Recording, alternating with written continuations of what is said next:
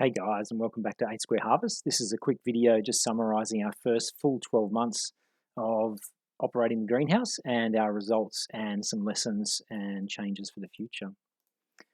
So in terms of the summary overall, we used just under 4,000 litres of water across the 12 months, total electricity around $25 worth, nutrient used around 10 litres of nutrient.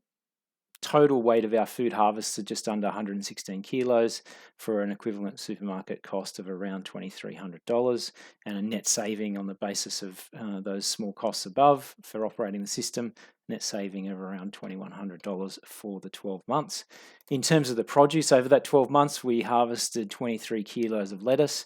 And again, these weights are actually our net weight that we actually for just the leaves. So it excludes the cores of the lettuce and all the root systems and all that sort of stuff. So it's just the edible parts of the plant. So 23 kilos of lettuce, 14 kilos of spinach, 12 kilos of basil, 11 kilos of kale, 10 kilos of snow peas and bok choy and cabbage, 5 kilos of beans, spring onions 4, celery 4, cucumber 3, tomato 3, parsley 2, capsicum 2, broccoli 2, mint, watercress and lemongrass under a kilo each.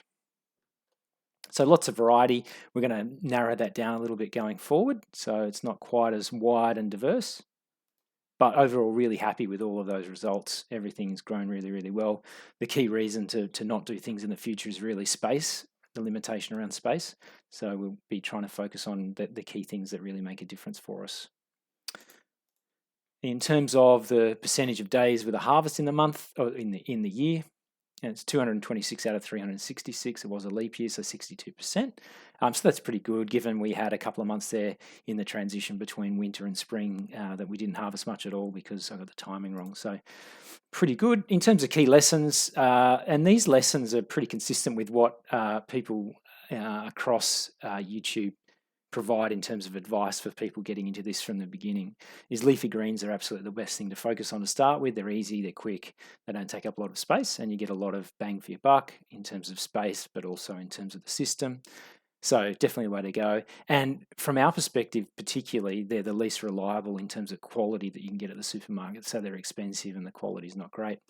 In terms of cucumbers and tomatoes, we ran those over 2 different seasons. So we captured both the tail end of the 2024 period, but also 2025.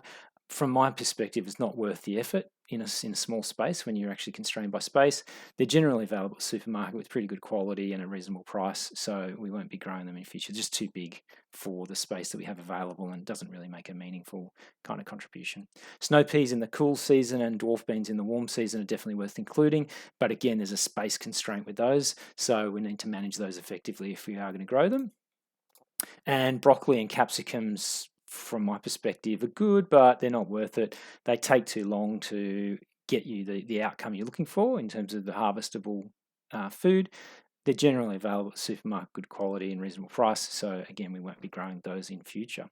So overall, it was a cracking 12 months, really happy with it and looking to take those lessons into the future, refine things. I'll put up a video in future around what we're doing on microgreens and continue to do our monthly updates as well. So hopefully that's been useful and interesting, and look forward to speaking to you soon.